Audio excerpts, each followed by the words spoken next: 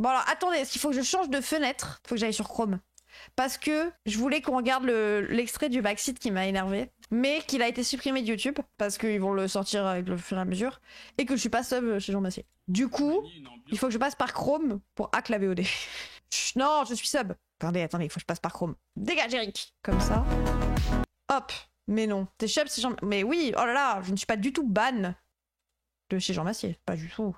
On va regarder, moi, le moment qui m'a énervé. Les gens, ils ont parlé un peu de la Palestine. En fait, je sais pas, j'ai l'impression qu'ils faisaient un espèce de recap de ce qui se passe dans l'actualité ces temps-ci. Et ils ont décidé de parler du traitement de la Palestine sur les médias ces temps-ci. Et j'avoue qu'à ce moment-là, je ne sais plus qui a fini son live. Et du coup, je suis allée sur Backseat en fenêtre de navigation privée. Et je me suis un peu énervée. J'étais seule chez moi et je me suis un peu énervée. Previously in Palestine. Ah, les gens. Donc, on rappelle, attendez, on va d'abord rappeler ce qu'était Backseat sur la Palestine jusqu'ici. Je vais aller sur YouTube. Il suffit juste de faire YouTube. En jour. YouTube en version jour. De mettre Backseat. C'était le ramasse.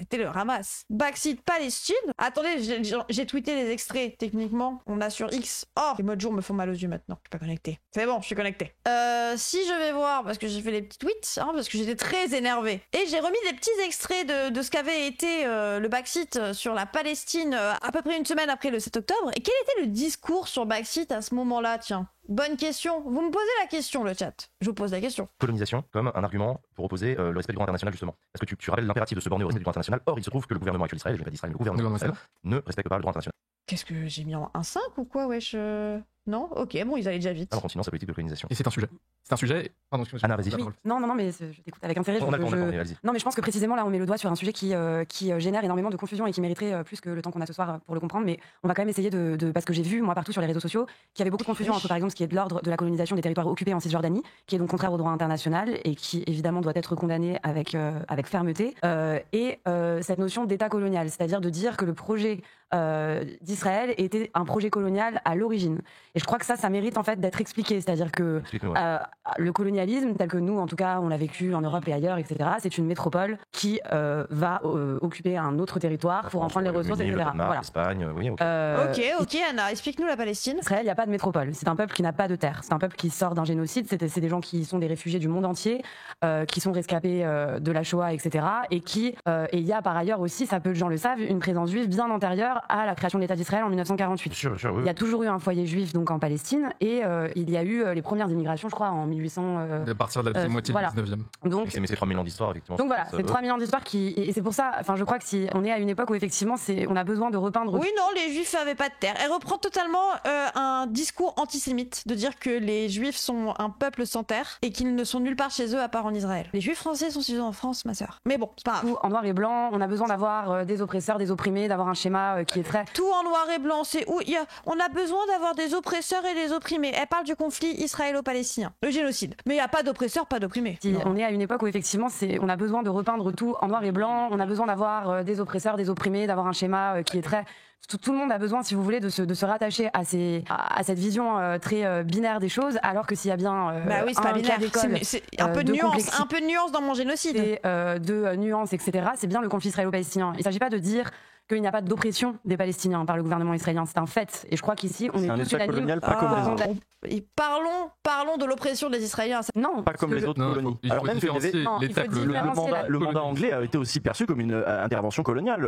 Il n'y avait pas d'État avant. Non, il y avait pas d'État. C'est Anna Souline des guerrières pour la paix qui voulait, au lendemain du 7 octobre, une semaine après, nous dire qu'il fallait prendre les femmes palestiniennes et les femmes israéliennes et main dans la main reconstruire tout ce qui s'était passé. Salut YouTube, merci d'avoir regardé la vidéo. C'est un petit message pour te dire de penser à t'abonner, de venir nous rejoindre sur Twitch et si jamais t'as envie de soutenir mon taf et que t'as les moyens, tu peux directement venir nous faire un don sur PayPal.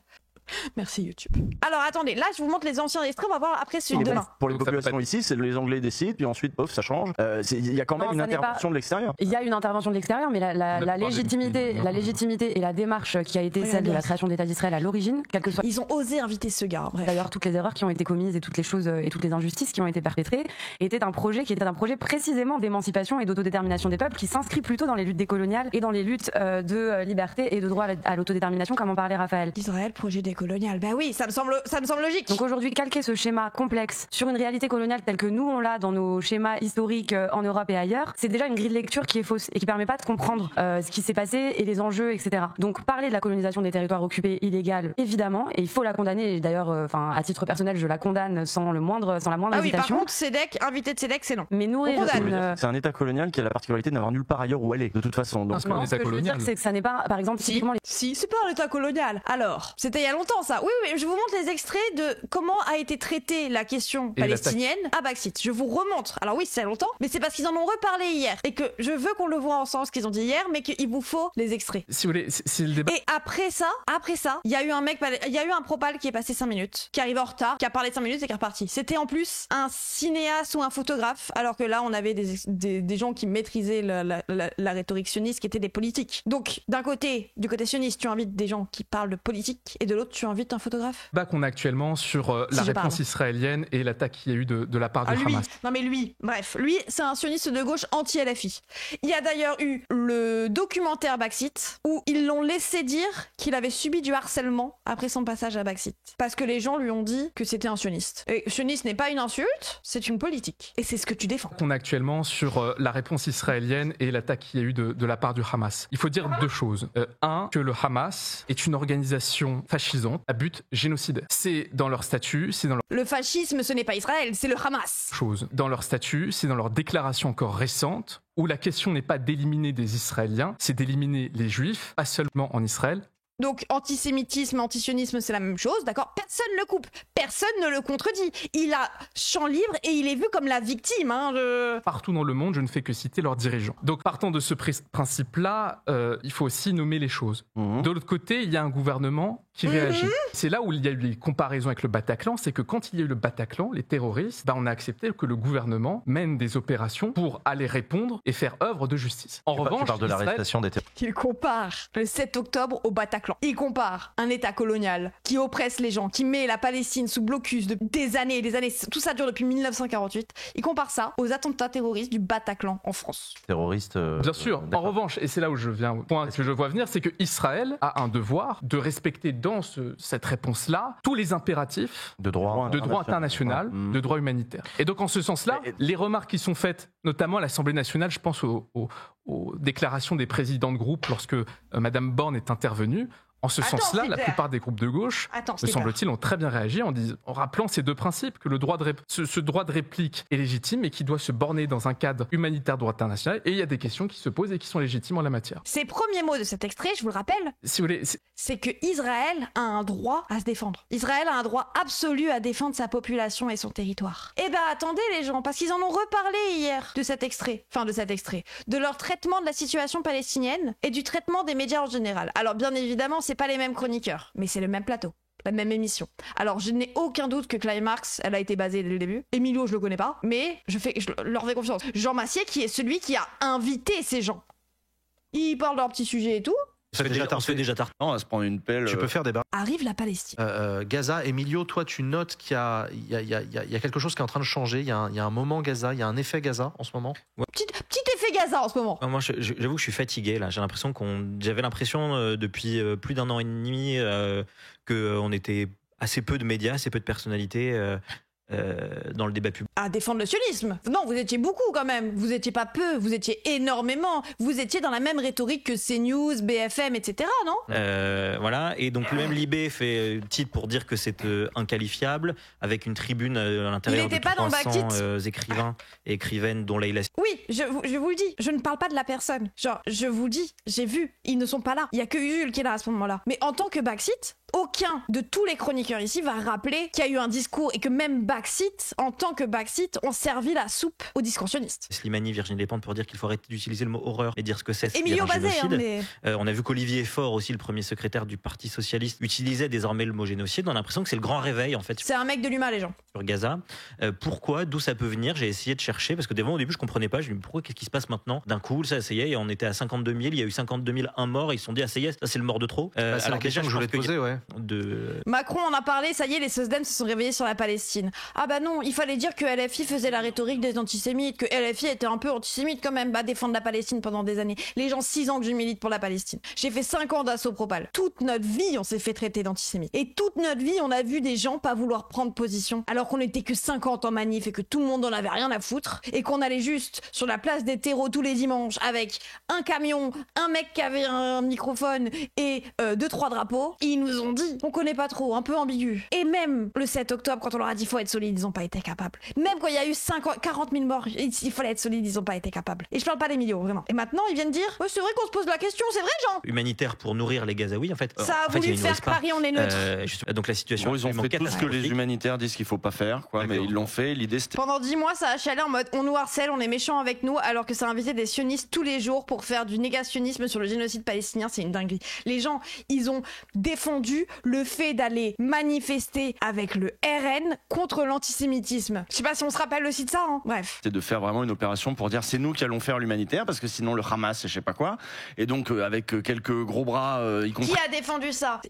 Vous vous rappelez pas qu'il y avait la manif avec le RN? 2 semaines après la première émission qu'on a vue, ça va dire oui, moi je vais manifester en tant que goy. Alors Hugo Perchoir, il a fait son addendum depuis. C'est le seul qui au moins assume d'avoir dit de la merde à cette époque. Eux, là, il y a aucune remise en question de ce qu'ils ont fait. Ils étaient résistants dès le jour 1. Pris de services de sécurité privés américains qui essayaient qui ont été dépassés aussi, qui ont fini par fuir, parce qu'ils ont appelé les gens à l'avance sur les réseaux en disant la distribution aura lieu là, normalement tu le fais pas, tu fais plusieurs points de distrib, tu le préviens pas les gens à l'avance, sinon tu vas avoir un effet de mouvement de foule énorme. Et après, ils avaient même carrément des petits questionnaires. Avez-vous été satisfait de cette distribution? La recommanderiez-vous à quelqu'un? C'est lunaire. Ils ont organisé ça de manière lunaire et pris des photos magnifiques de leur belle distribution. C'est incroyable, oui, c'est incroyable. On n'a pas du tout saisi la même soupe qu'eux en essayant de faire genre ah non, nous on prend pas position, on est neutre. Ah, on invite les sionistes et on invite un propal. Ah, et ça de manière lunaire et pris des photos magnifiques de leur belle distribution, qui s'est pourtant super mal passé. Et Netanyahou lui-même a reconnu un... Pour les Occidentaux, ils redécouvrent la question palestinienne quand c'est des Juifs qui se font tuer, c'est triste à dire, c'est la vérité, ils ont redécouvert Gaza le 7. Oui, mais ils ont entendu surtout que des Juifs se faisaient tuer, ça leur a un peu rappelé les nazis. Donc, on condamne. Netanyahou lui-même a reconnu un... C'était des Israéliens. Qu'il avoir perdu de façon momentanée le contrôle de l'opération. C'est-à-dire que non, pour que Netanyahou en vienne à reconnaître, c'est que c'était vraiment un immense fiasco. Et c'est terrifiant. Enfin, il y a un peu un truc de, c'est plus que terrifiant. Enfin, c'est les discours des colons là-bas sont, enfin, il y a pas de doute. Enfin, après, enfin, ne pas parler de génocide. Depuis le début, hein. Ouais. Le discours à connotation génocidaire, c'est depuis le début. Ah oui, bien. Notamment où, Usul? Notamment où le discours à connotation génocidaire qui servait la pâtée à Israël? Notamment où? Ouais. Le discours à connotation génocidaire, c'est depuis le début. Depuis le début. Depuis déjà très longtemps. Mais le fait qu'aujourd'hui, en fait, il y a une attention, enfin maintenant que ces discours, quand ils sont comme ça mis dans les médias et publics, ils retentissent, quoi. Mais lisez l'article du Monde d'ailleurs qui est sorti la semaine dernière, un article qui compile justement ça fait 40 ans qu'on vous le dit, ça fait même plus, ça fait plus de 1948. Déclaration publique à connotation génocidaire, mise bout à bout, enfin c'est vraiment une dinguerie. Si vous pouvez le lire, lisez-le. Moi je suis d'accord, c'est bien qu'il y en ait qui se réveillent. Backseat n'ont pas non plus été full one side. Quand il y a un oppresseur et un opprimé, votre neutralité en dit beaucoup. Si tu vois un taper quelqu'un et que tu dis ah non moi je prends pas parti, tu es du côté des... Je suis désolée. Tu ne peux pas être neutre. En fait, bon. Il y en a qui se rachètent une race à peu de frais aussi, moi je trouve, dans l'affaire. Ouais. Parce que ce qu'il faudra interroger... Là, bon, c'est normal en fait d'être choqué par ce qui est en train de se passer. Il y en a qui avaient dit que ça allait se passer comme ça, on les a pas écoutés, d'accord. Un peu assumé. Non, moi ce que j'aimerais aussi qu'on s'interroge... Quand Backseat invite un propal, déjà, l'écrivain miskin qu'ils ont pas laissé parler. Oui, voilà. Et c'était dans la même émission que ça. Hein. C'était à la fin, quand il a pu passer. Et c'était un écrivain qui est un poète. Je crois que j'ai dit photographe, tout à l'heure, c'était un poète. Passe à 2 sionistes politiques qui ont pu parler pendant 1 heure. À ce niveau de discours de haine. Et je pense que, là, avec la séquence sur les frères musulmans, etc., écoutez bien. Je pense que l'islamophobie en France est aussi responsable. Nous a rendu aux élites françaises plus tolérable le massacre à Gaza. Ah, mais ça, parce que sûr. dès le début... Oui, merci Clay Marx. On a fait des liens entre, mais le Hamas, en fait, c'est comme Al-Qaïda, puis en fait, c'est comme nos attentats Daesh, à nous. En fait, tout ça, c'est pareil, tout ça, c'est... Oui, ça, c'est vrai, je me rappelle, il l'a dit là. On a accepté que le gouvernement... Petite comparaison avec le Bataclan. Un gouvernement qui réagit, qui a le droit de réagir. Et c'est là où c'est d'éliminer les juifs, pas seulement en Israël, partout dans le monde, je ne fais que citer leurs dirigeants. Donc, partant de ce principe-là, il faut aussi nommer les choses. De l'autre côté, il y a un gouvernement qui réagit, qui a le droit de réagir. Et c'est là où il y a eu les comparaisons avec le Bataclan, c'est que quand il y a eu le Bataclan, les terroristes, on a accepté que le gouvernement mène des opérations pour aller répondre et faire œuvre de justice. Donc, génocide palestinien. On parle de la... Bon, il faut respecter le droit par contre. Vous voyez, c'est des islamistes. Alors là, en France, il suffit qu'on te dise c'est des islamistes. Le droit de se défendre a le droit absolu à défendre sa population. Le droit absolu. Et là, tu deviens fou, tu fais très bien, tuez-les tous. Ok, très bien. Exactement. Et ça, on l'a dit très vite dans Backseat. On l'avait dit déjà à l'époque. Pardon ? Non ? Vous avez dit l'inverse. Attaque, En France, Oui, il en fait, suffit moi, les gens, je veux bien qu'ils aient changé d'avis. Je veux bien qu'ils aient changé d'avis. Franchement, vous avez le droit d'avoir fait des erreurs. Même Macron, je te laisse tout l'espace que tu veux. Change d'avis. Mets-toi du bon côté. Tant qu'on peut sauver des Palestiniens, on sera là, en fait. Changez tous d'avis, devenez tout. Non, même Macron, les gens. Que même Macron il change d'avis, qu'il devienne pro-pal. Je n'ai rien à foutre si c'est trop tard. En fait, c'est jamais trop tard. Tant qu'on peut sauver les Palestiniens. On fera leur procès dans 10 ans. Mais actuellement, j'accepte n'importe qui change, en fait. Je m'en fous. En fait, les gens, tant qu'on peut ils ont des conseillers. Je m'en fous. Je m'en fous que ça soit pas sincère. Si c'est juste pour être du bon côté de l'histoire, je prends. Pour l'instant, je prends. Tant qu'on peut sauver les gens, je prends. En fait, j'en peux plus de voir des enfants qui meurent. Mais au moins, assumez. Me faites pas, non, j'en ai toujours été là, les pro-pal. On a toujours été ici. Sur quelle position ? Sur des positions pro-palestiniennes, de reconnaître la Palestine, de dire qu'il y a un génocide. Je m'en fous si c'est trop tard. C'est tard, c'est très tard. Mais mieux vaut trop tard que jamais.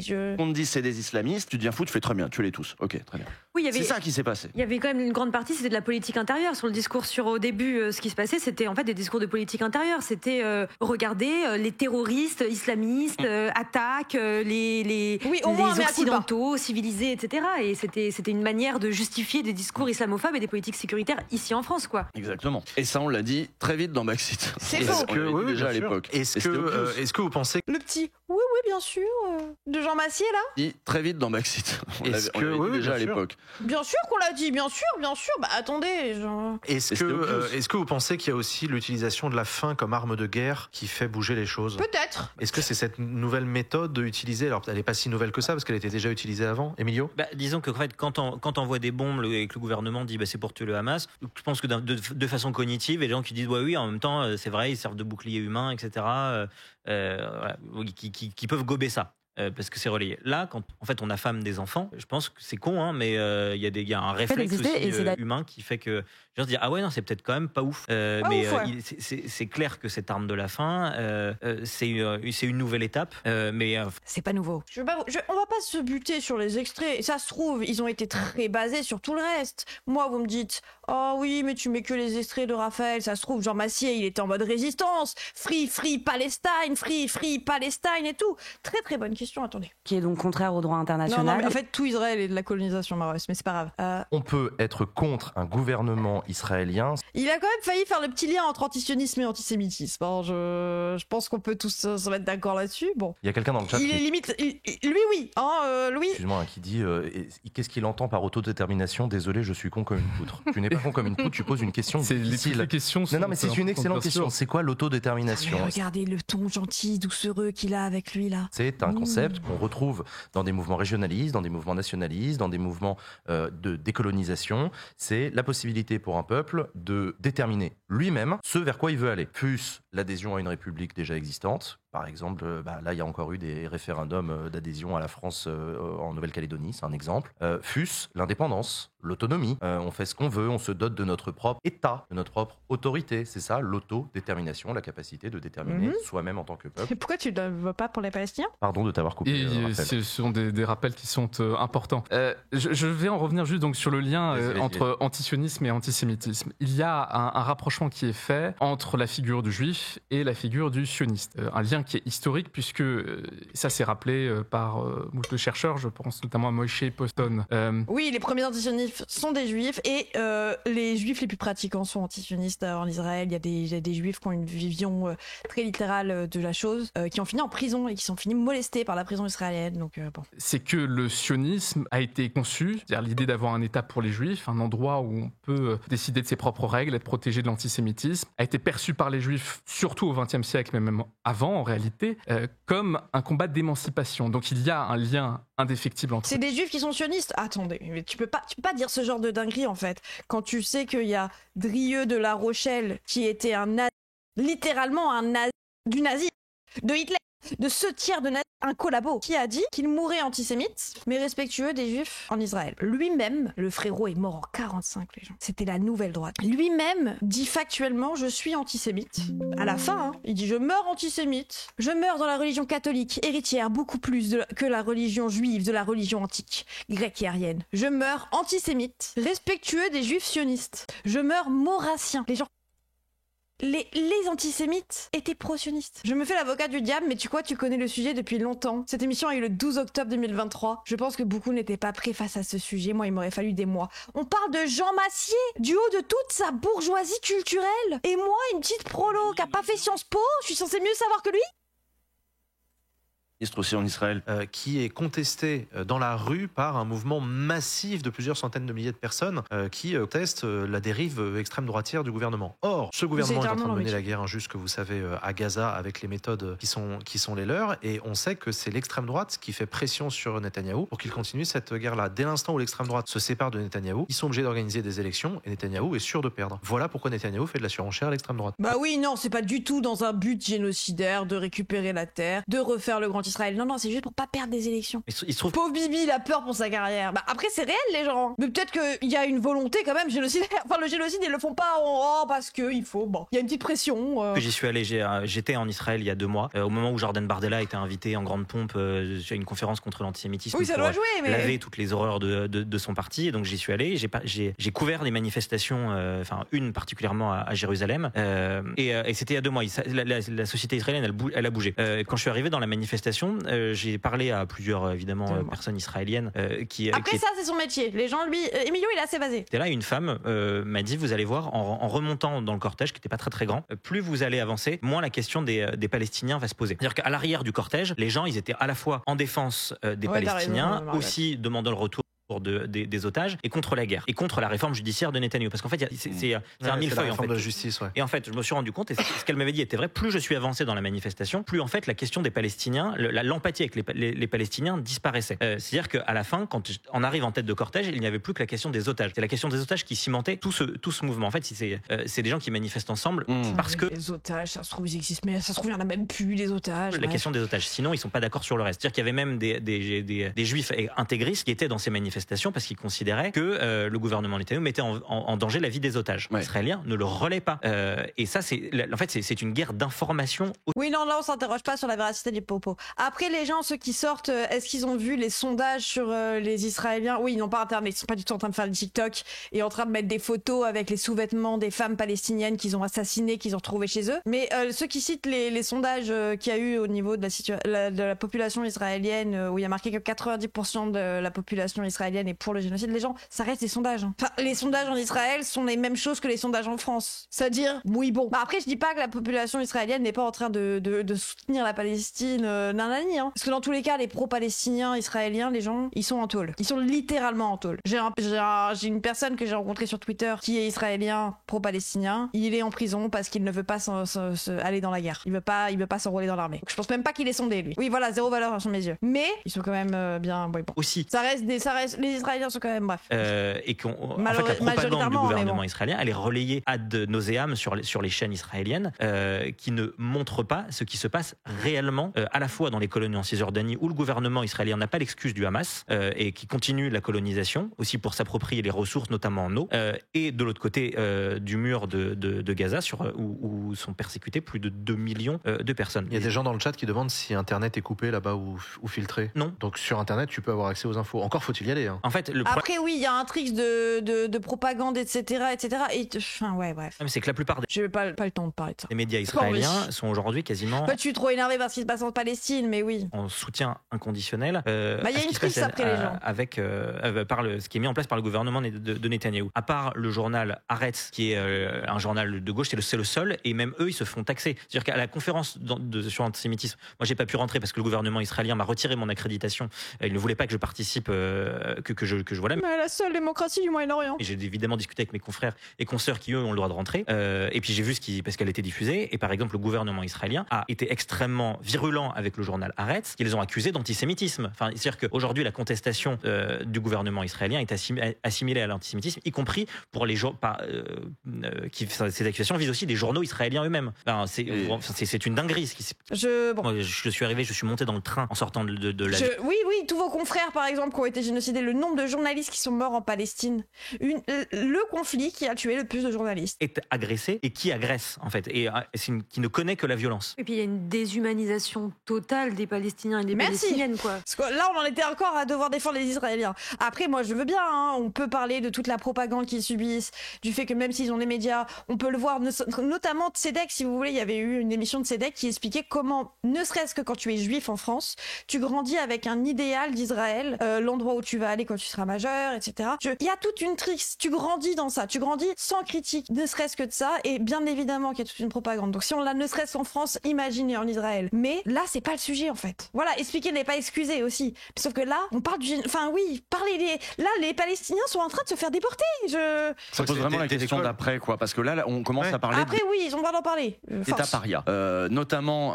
parce qu'il y a eu beaucoup de discussions sur le fait que là, ils avaient carrément complètement coupé l'aide humanitaire et plus rien rentré à un moment. C'est là où on a commencé à dire vraiment, Israël se met dans la position de mais plus personne ne va vouloir te parler, en fait. Là, c'est trop obvious. Tu vas devenir un État paria. Il y a toujours les États-Unis d'Amérique, c'est toujours le problème. Oui, mais même là, d'ailleurs, c'est la question que j'allais vous poser. Est-ce que la reconnaissance par la France de l'État palestinien va changer quoi que ce soit, etc. Mais dis donc, est-ce qu'on peut parler aussi des conditions que Macron a mis pour reconnaître l'État palestinien? Il faudrait peut-être rappeler que Macron a dit qu'il reconnaîtrait l'État palestinien uniquement si l'Arabie Saoudite et tous les pays arabes, dont notamment l'Algérie, reconnaissent l'État d'Israël. Ça pourrait changer quelque chose, mais il demande quand même aux autres de faire un effort. Il ne peut pas de lui-même, et la Tunisie, mais j'ai dit, il demande. Ah oui, les gens, c'est soumis à condition. On ne reconnaît pas la Palestine si ces autres pays-là ne reconnaissent pas Israël. Donc c'est-à-dire que notre reconnaissance de la Palestine, elle est quand même variable. On va pas reconnaître pour le génocide. On reconnaît que si les autres font autre chose. Il aura plus de légitimité à plusieurs que seul. Non. C'est-à-dire que de lui-même, il n'a pas envie de reconnaître la Palestine. Il s'en sert comme un moyen de pression. Vous devez le faire, sinon je ne le fais pas. Du coup, s'ils le font pas, ce sera pas fait. Et je pense que c'est mort, ouais. C'est mort, MDR, parce que les opinions publiques tunisiennes et algériennes sont farouchement opposées. Bien sûr. Israël existe, pas besoin de le reconnaître. Alors oui, Conti, mais il y a quand même des pays qui ne le reconnaissent pas, et du coup, Macron a quand même soumis à condition. Donc bon, je ne dis pas qu'il n'existe pas dans tous les cas, mais oui, peut-être ça arrivera pas à la reconnaissance de la Palestine par la France. Europe-Israël, j'avais lu 30% des volumes d'échanges d'Israël, c'est avec l'Europe. L'Union européenne est le plus grand partenaire commercial d'Israël. On est son partenaire commercial numéro 1. C'est pas les États-Unis. Les États-Unis, c'est ceux qui vendent le plus d'armes, etc., ceux qui soutiennent le plus, mais le premier partenaire commercial, c'est l'Union européenne. Et 40% de l'armement vient de nous. Oui, mais ça, les États-Unis, ils sont au-dessus de nous. On est plus près. On est où? Si tu commences à attaquer là-dessus, il va falloir. Oui, on pourrait aussi respecter le mandat de la CPI. Genre, quand il vient en France ou quand il passe au-dessus du pays, on l'arrête, comme c'est censé être fait dans le droit international. Les Allemands aussi. Les Allemands, ils sont dans l'Union européenne, les Namirs. Ils réagissent aussi. C'est même honteux qu'on n'ait pas déjà commencé à le faire. Ça fait quand même longtemps que ça traîne, cette histoire. Non, je suis d'accord. Mais j'ai l'impression que j'ai pas capté le moment où Usul, il dit il faudra pas laisser les gens faire semblant qu'ils étaient là depuis le début alors qu'ils étaient pas là. J'ai l'impression d'avoir loupé quelque chose. Je vous jure qu'il y a cette phrase de con qui m'a énervé. Pardon, il y a déjà humanitaire pour nourrir les Gazaouis, en fait. C'est la clé du sujet en France. Les gens, je vous jure, en fait, ça m'a tellement énervé le fait qu'il n'y ait aucune remise en question du fait que vous avez servi vous-même cette soupe, en fait. Vraiment, le seul endroit où on a eu de la politique, sur un plateau de gauche. Aujourd'hui, ça nous a sorti Israël, droit à se défendre inconditionnel. Notamment la mort de l'une. Vraiment pas sûr de la tech MDR. Qu'est-ce que t'as dit? Ils ont juste pas été solides sur une seule émission, faut arrêter la Zumba. Les gens, non, ils ont pas été solides, je suis désolée. Si on réécoute, mais ils sont pas politisés. Ils savent, ils connaissent pas. Et pour tous les deux, vous l'avez vu depuis 5 jours, il y a des énormes tensions dans le débat public sur la manière de caractériser ces attentats et sur la manière dont on l'oppose ou on ne l'oppose pas à la politique d'Israël vis-à-vis de la Palestine et de la bande de Gaza. Comment vous l'expliquez? Comment vous expliquez toutes ces tensions, toutes ces fritures? Toute tension. Pourquoi on n'arrive pas à faire de en même temps, entre guillemets? Voilà. Comment je l'explique? Moi, je l'explique pas. En fait, ça me désole. Je trouve qu'il y a beaucoup d'indignité. Je trouve que cette espèce de décompte macabre, de concurrence des souffrances dans des moments comme ceux qu'on est en train de vivre sont particulièrement indignes. Donc voilà, après je pense effectivement qu'il y a beaucoup de... C'est indécent, les gens. Le génocide vient de commencer depuis une semaine. Les animaux, le miroir. Tous ceux qui alimentent en fait les tensions entre les communautés, tous ceux qui sont dans des espèces de décomptes de victimes, de mise en concurrence, etc. Oui, non, c'est vrai, il faut pas comparer les 1200 morts d'Israël et à ce moment-là, il y en avait déjà bien plus en Palestine au bout d'une semaine. C'est indigne de compter, mais pas de génocider. Dans des moments dramatiques comme ceux qu'on vit, je crois, sont dans l'indignité. D'accord. Et par ailleurs, comment je l'explique, il n'y a pas une explication, mais je crois qu'il y a aussi énormément de méconnaissances au sujet de ce conflit. Il y a un vrai sujet sur la sémantique, sur les représentations, sur les projections. Oui. Parlons de sémantique. Est-ce qu'il faut utiliser le mot génocide ? Voilà, je pense qu'il y a vraiment besoin d'un vrai travail aussi de pédagogie sur les mots, sur ce que veulent dire les mots, sur les réalités historiques, sur la spécificité d'une réalité historique par rapport à une autre, sur beaucoup de choses en fait qui ont aussi nourri des imaginaires, qui font qu'aujourd'hui il y a une forme de déshumanisation et que donc il y a, je cite Delphine Orviller parce que je trouve que elle a trouvé le mot juste pour en parler, mais elle parle de faille empathique. C'est-à-dire qu'est-ce qui fait qu'on n'arrive pas à être dans une indignation commune, humaine, face à des drames humains et des deux côtés, c'est pareil. Quelles que soient nos origines, quels que soient nos affects, on est juste dans cette dignité collective. C'est qu'effectivement, je crois qu'on n'a pas la même empathie et pas les mêmes projections. Et qu'est-ce qui fait qu'on a nourri cette faille empathique, c'est que effectivement, et ça rejoint un petit peu ce que disait Raphaël tout à l'heure, mais je le dirais aussi pour les Palestiniens qui sont décrits comme certains fascistes, comme des barbares, qui seraient tous derrière le Hamas, qui n'auraient pas d'identité, qui n'existeraient pas, qui seraient un peuple qui n'existe pas, etc. On parlait tout à l'heure du fait qu'on avait l'impression que c'était un événement nouveau là qui nous arrivait, il y a quelque chose de nouveau, mais il n'y a rien avant. Il y a quand même un moment où il faut faire une contextualisation. Et c'est ça qui manque énormément là dans le débat public en France. Et vous l'avez dit aussi en disant on ne connaît pas. Jules qui essaye un peu quand même. Voilà, les événements surgissent, on voit des images et on ne connaît pas, on ne comprend pas. Mais on voit aussi que dans le débat français, ceux qui vont contextualiser vont être accusés de justement faire de la comptabilité, etc. Ça devient très difficile. Là, c'est l'émission de 2023, les gens, il y a un indice, c'est la coupe de cheveux du Jules. Compris de contextualiser, il n'y a même pas d'espace pour ça. Si je peux répondre sur ça, je suis absolument d'accord pour dire qu'il y a un passif et qu'évidemment la situation qu'on est en train de vivre maintenant ne vient pas de nulle part. Mais... En revanche, il y a peut-être un point de bascule qui vient de se passer et qui explique le fait que dans le débat public actuel, il y a une forme de renouveau, de recrudescence d'intérêt pour ce sujet-là. Maintenant, je pense qu'il faut aussi voir... Colonisation passive, ouais. Excusez, la question m'est échappée. Je parlais de un moment, on a l'impression que même... Quand est-ce qu'on compte les morts, frérot ? Quand est-ce qu'on t'explique ce qui s'est passé avant ? Que depuis 1948, il y a une colonisation, il y a des blocus, il y a des gens, on a cimenté les seuls accès à l'eau des Palestiniens. C'est-à-dire qu'on a foutu du ciment dans leurs rivières pour plus qu'ils aient d'eau. Et ça, c'était 3 mois avant le 7 octobre. Mais là, il y avait personne pour dire « Oh, c'est pas fou quand même, faut pas comparer les morts. » Ah bah non. La contextualisation va être criminalisée parce que c'est pas le moment, c'est l'émotion, etc. Mais ça aide pas à c'est vrai, le calendrier commence le 7 octobre. Moi, c'était ça mon intervention en première partie d'émission. Mais je pense, pour parler concrètement, c'est la question de la réaction de Mélenchon qui est posée actuellement. Mais à la limite, ce serait pas lui. Enfin, tu vois, je comprends la question du Jules sur est-ce que contextualiser, c'est déplacé. Pourquoi Mélenchon ? Déplacé, mais c'est une question, si vous voulez. Je pense que... Pourquoi Mélenchon ? Quand est-ce qu'on contextualise Mélenchon ? Une contextualisation Mélenchon. Beaucoup manqué dans ce débat, c'est, pour certains en tout cas, le fait d'avoir un peu être dans la contextualisation et de sortir de la morale. La politique est intimement liée à la morale. Et à partir du moment où il y a eu ces attaques terribles, moi ce que j'appelle des pogroms, parce que ce sont des juifs qui ont été visés dans leur chair parce que juifs, qui ont été mutilés. Un pogrom, c'est un mot russe qui désigne un massacre collectif de juifs dans une bouffée de violence quasi non organisée, enfin une espèce de truc. C'est une des plus ce qu'on a vécu est une des principales attaques que nous avons vécues depuis la Shoah. De mémoire, depuis la Shoah, il n'y a eu qu'un pogrom en dehors de celui-là. Pogrom, c'est pas que pour les juifs. Oui, c'est pour ça que je disais non, les gens. Pogrom, c'est pour citer un groupe religieux ou ethnique. Donc la question comparer, c'est pas contextualiser. Parfois, les comparaisons n'aident pas à comprendre ce qui se passe. Et là, il y a eu un abus de comparaison depuis samedi. Vous pensez à quoi, par exemple De quoi Oui, arrête de dire. C'est presque comme la Shoah. Hein. Attention, le 7 octobre. Ils ont été ciblés uniquement parce que juifs. Attention. Comme comparaison. Oui, un pogrom, c'est contre une minorité en soi, mais notamment souvent, genre les religions. Le Bataclan, voilà ce dont on parlait en première partie. Parce qu'il faut aussi, le 11 septembre. Il faut aussi acter, je pense. Si vous voulez, c'est le débat qu'on a actuellement sur la réponse israélienne et l'attaque qu'il y a eu de la part du Hamas. Il faut dire 2 choses. Je pense qu'il y avait quand même un petit truc de... Ils ont peut-être un peu été visés parce que c'était des Israël. Je ne légitime pas le 7 octobre. Je pense qu'ils ont surtout été tués parce qu'ils étaient israéliens. Après, ils n'ont pas changé leur statut. Si, mais après ça a été, tu vois. Mais après, moi, je peux comprendre. Je peux considérer le fait que je pense qu'il y a aussi une propagande en Palestine sur le fait que on a été colonisé par des gens qui se revendiquent de la judéité, du coup le problème c'est la judéité. Mais en soi là je pense qu'ils ont surtout attaqué des Israéliens. Et je ne pense pas que les 21% de la population qui n'est pas juive en Israël, il aurait demandé d'abord, tu vois, je pense qu'il y en a aussi qui ont été tués d'eux. Donc partant de ce principe-là, il faut aussi nommer les choses. De l'autre côté, il y a un gouvernement qui réagit, qui a le droit de réagir. Et c'est là où il y a eu des comparaisons. Qui a le droit de réagir. Israël, ils réagissent. Comme ça. Le Bataclan, c'est génocide. Même avant le changement des statuts, les juifs ailleurs qu'en Palestine n'étaient pas visés dans la charte du Hamas, c'est du première chose. Mais il y a ce truc de, je pense que si jamais, et là je vais citer Tzedek, mais pas comme un blanc-seing de oh là regardez je connais des juifs, mais juste parce que c'est l'association la plus connue de juifs pro-pal et décoloniaux antisionistes, je pense vraiment que petite discussion entre des Palestiniens et Tzedek, ils vont pas avoir envie de les tuer. Hein.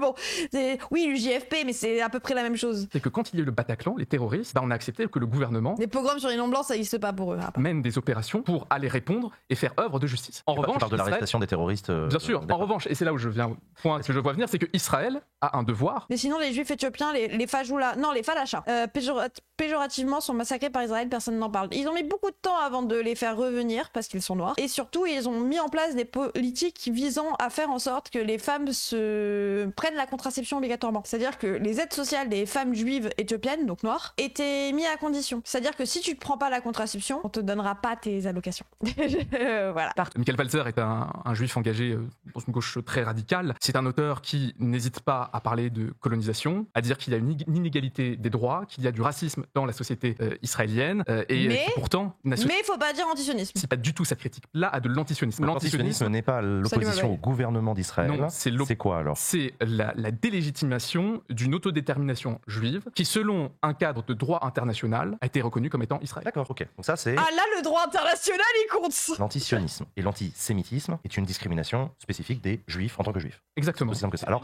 qu'est-ce qui selon toi lie les deux? Si les deux, c'est ce que je disais tout à l'heure, c'est d'abord une question contextuelle. C'est-à-dire qu'à chaque fois qu'il y a une résurgence du conflit israélo-palestinien, il y a une résurgence de l'antisémitisme. Si vous voulez, j'ai parlé des événements de 2021, mais on pourrait prendre de ce qui s'est passé là actuellement. Darmanin a annoncé des chiffres en matière. Bah si il valide ça, il est neutre, les gens. Vous pouvez pas comprendre. Processus judiciaires qui sont en cours. On peut parler par exemple de cette vidéo à Sydney où un rassemblement pro-Hamas, rassemblant 200 ou 300 personnes devant l'opéra de Sydney, a vu des militants crier gazer les juifs et fuck the Jews. Voilà. C'est une... Ce qu'on condamne. Alors, ça, ok, donc là tu nous expliques qu'il y a une résurgence de l'antisémitisme à chaque fois qu'il y a des événements, mais quel est le lien du coup avec le sionisme ou l'antisionisme du coup? À quel moment il arrive ce lien-là? Parce qu'il y a une association qui est faite entre, je dirais, la figure du sioniste et la figure du juif. Alors, pourquoi? Parce que moi, je suis tout à fait d'accord sur le fait que critiquer des Israéliens, critiquer Israël en tant que tel, ce n'est pas du tout... Il ressort l'attentat de Mera? Oui, non, mais ce n'est pas critiquer des juifs. D'ailleurs, je suis une des premières à m'énerver quand je vois des gens qui commencent à faire l'association. Mais force. Ce que je tiens à dire, c'est que peut-être qu'avoir un discours toi-même liant et insistant sur la judéité de tous les Israéliens toutes les 5 secondes et d'associer toi-même la politique sioniste aux juifs, c'est peut-être ça qui fait qu'il y a des gens qui du coup vont bouffer ton discours et par association d'idées que tu leur auras transmis vont commencer à s'en prendre aux juifs. Est-ce que je condamne les gens? Arrêtez d'être des golemons, ça doit jouer. Ah vraiment, quand t'as tous les médias français qui commencent à dire oh oui regardez ils ont attaqué parce que juifs alors qu'ils ont été attaqués parce que israéliens, au bout d'un moment les gens commencent à lier et s'ils sont pas forcément politisés ils peuvent vriller vite. Et je vais m'en prendre aux gauchistes aussi. Quand les gens sont solides, ils ne sont pas antisémites. Genre Rima Hassan, arrêtez de la regarder en mauvais. Rima Hassan qui fait une blague, Rima Hassan n'est pas antisémite. Donc Rima Hassan ne sera pas antisémite dans ses blagues. Elle gère trop le sujet pour être antisémite. C'est ça que vous comprenez pas. C'est que c'est des gens qui se font avoir qui deviennent antisémites. Souvent il y a de ça dans le racisme, c'est de se faire avoir. Mais pas que, il y a aussi beaucoup de privilèges blancs. Non mais surtout, il a pas dit qu'il créait cette confusion. Bah oui, il est en train de dire oh là là, les gens ils deviennent antisémites. Alors par sioniste, parce qu'on va continuer dans les définitions, je pense que c'est important de cadrer. Par sioniste, on entend quelqu'un qui est pour l'existence d'une autodétermination juive selon le droit universel reconnu par l'ensemble des textes de droit international. Israël joue là-dessus un peu d'ailleurs. Bah oui, on rappelle que Netanyahou, les gens ont dit que Hitler ça va. Hitler, bon, c'est pas le pire, ça va. C'est pas vraiment lui le problème, c'était le grand moufti. Israël. Il y a eu des négociations qui ont eu lieu alors. Ah, vraiment, je vous jure, il m'énerve tellement ce boug. Et ils ont invité ce mec, et le peu de contradictions qu'ils lui ont mis, c'était un poète qui a été basé. Hein. C'est le moment le plus revisionné, c'est lui. Il écrit de la fiction, mais aussi quelques textes plus politiques ou de non-fiction. Et depuis le débat médiatique, par exemple, dans un pays comme la France. Qu'est-ce qui t'a sidéré? Et lui, il a juste été que dans le pardon. Je suis désolé, limite, d'exister. Je voyais le tweet est si français. En fait. Bah oui, il est arrivé et en essayant d'être l'arabe français. Tu vois, genre, il était en mode promis, je vais pas vous tuer. Par exemple, le live du Monde, qui pour moi est quand même une référence. Je lisais le live du Monde et je lisais. Le Monde a publié un des. Genre, votre plateau était tellement bizarre que le seul arabe qui est venu pour défendre la Palestine, il s'est senti obligé de vous servir la soupe et de se montrer patte blanche. Comme après Charlie Hebdo, quand on a demandé à tous les musulmans de France de dire pardon, comme s'ils étaient responsables des attentats. Et de montrer qu'eux, ils étaient Charlie. Hein. Parce qu'un blanc qui disait pas je suis Charlie, ça allait. Un arabe qui disait pas je suis Charlie, intégriste, on va le virer au QTF. Hein. Bon, ça n'existait pas encore. Mais et de venir en marinière. Vraiment, les gens, il arrivait, regardez comme il est tout gentil, wesh. L'Oréal qui était super. Et puis après, ça a été un flot de tribunes. Parle de son peuple.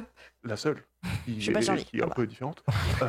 Non, aujourd'hui, il y a Elias Sambar qui a publié un entretien dans Le Monde, mais qui était hors de tout contexte, qui présentait ce qui se passait dans une absence totale de contexte. Et tout ce que je voulais faire, c'est dire ce qui me tenait à cœur, c'était mettre un peu de contexte sans non plus entrer ni dans la confrontation, parce que en fait ça ne m'intéresse pas, c'est pas mon fort, un mec lent, vraiment, non mais vraiment, je suis lent, c'est pas ce que je pense à des moments, donc. Et inviter un tout petit peu de contexte un peu raisonné dans ce... Et on en parlait tout à l'heure effectivement du contexte, dans ta tribune tu écris: le deuil ne se distribue pas entre ceux qui le méritent et ceux qui ne le méritent pas. On peut dire les massacres comme ceux qui ont eu lieu à la Rave Party sont une horreur indigne, et Israël est une puissance coloniale féroce, coupable de crimes contre l'humanité. Point. Non, moi justement, j'aurais bien aimé qu'on puisse voir quelques images de ces femmes qui étaient rassemblées en... Alors on peut les remettre si tu veux, on peut remettre ces images et tu peux les commenter si tu veux. Je crois peut-être que c'est peut-être une des réponses au désespoir. Je ne sais pas si vous nous avez choisi comme invité en vous disant peut-être que vous alliez avoir ce juif qui allait défendre Israël. Sûrement pas. Il faut vraiment que tu parles dans ton micro, Anna. Mais sûrement pas. Non, si vous rassembler les trois, c'est que vous vous êtes exprimés. Et c'est pas du tout ce qu'on a fait. Non, mais bien sûr, mais c'est pas une attaque. C'est juste que ce que je tiens quand même à affirmer. Même elle l'a vu. Je tiens quand même à affirmer qu'on refuse en fait ces schémas, qu'il est temps maintenant qu'on réussisse à construire ensemble un nouveau narratif qui accepte la légitimité de l'autre, qui reconnaît la légitimité de l'autre, qui écoute aussi, même quand ça lui coûte, ce qui est une autre vérité que celle avec laquelle effectivement on a pu grandir ou qui a pu nourrir notre rapport au monde. Et je crois que c'est je crois que c'est peut-être un état égalitaire du coup. Ah non, mais la paix parce que les femmes. Plus bel horizon pour ne pas désespérer. Mais rappelez-vous, ils l'ont dit hier, ils ont toujours été pro-palestiniens. Jean Massier n'a pas du tout mis en modération le fait de bannir chaque Free Palestine ou chaque drapeau palestinien dans le chat. C'était déjà horrible à l'époque, mais revoir ça après quelques mois, c'est juste insupportable. Non, mais hier, ils ont quand même tenu à dire qu'il ne fallait pas laisser les médias qui ont dit qu'ils étaient là depuis le début, faire semblant d'être pro-palestiniens depuis le début. Alors que Backseat, si, ils l'ont été. Backseat, ils ont été des coloniaux dès le début. Qu'est-ce que ça disait hier ? Le 28 déjà, putain, j'oublie à chaque fois, vous vous rendez compte? Ouais, bref. Voilà, pourquoi j'ai été énervé hier. Société où on fait son service militaire, et puis même si on... Et en plus, qui c'est qui a invité derrière? Chloé Ridel. Une meuf du PS qui a défendu Israël de tout son âme. Détériorer les services publics et donc au Parti Socialiste. Voilà, bref. Voilà. Ah, je suis fatiguée. Ah, les gens, on a fait trop de sujets deep, là. On a fait la fin de vie, on a fait... Ouais, c'est bon. Je sais pas si elle parlait pas de la justice pour les Palestiniens. Ah non, les gens. Merci 33 Ozori et merci Gwen Estée. Merci les gens, c'est gentil. Netanyahou savait depuis des mois qu'une attaque était prévue, l'armée aurait pu être préparée. Mais les gens, on a beau répéter ça depuis le début. Vous vous rendez compte? On répète ça depuis le début. Depuis le début. On leur dit, Netanyahou était au courant. Nanani, nanana. Nanani, nanana. Il y a un génocide, il y a des gens qui meurent, il y a des enfants qui meurent, il y a des vidéos d'enfants qui meurent. En boucle, depuis 2 ans et demi, et puis même avant. On veut pas être complotiste, mais ça arrange bien Netanyahou. Ah mais non, mais c'est le cas. Netanyahou a favorisé le fait que le Hamas se propage. Pourquoi? Parce qu'il l'a dit lui-même. Israël y trouvait un avantage au fait que le Hamas batte le FLP. Parce que c'était mieux qu'un groupe radical, qu'un groupe qui était limite violent, par rapport au FLP, qui était le Front de Libération de la Palestine, qui était un groupe qui voulait plus le pacifisme, et le Fatah aussi, qui voulait plus une idée un peu plus pacifique de « on va discuter », qui était plus cordial avec eux, ils se serraient la main comme ça pour être copains. Parce que oui, ça allait entretenir la terreur. La montée du Hamas faisait en sorte que ça leur donnait, un argument pour continuer de mettre les pressions sur l'Israël, enfin sur la Palestine, quoi. Tu vas aller en prison pour dire un truc comme ça? Dis pas la vérité devant tout le monde. Ouah, j'ai cru que tu me faisais des menaces au début, incisive de Wahib.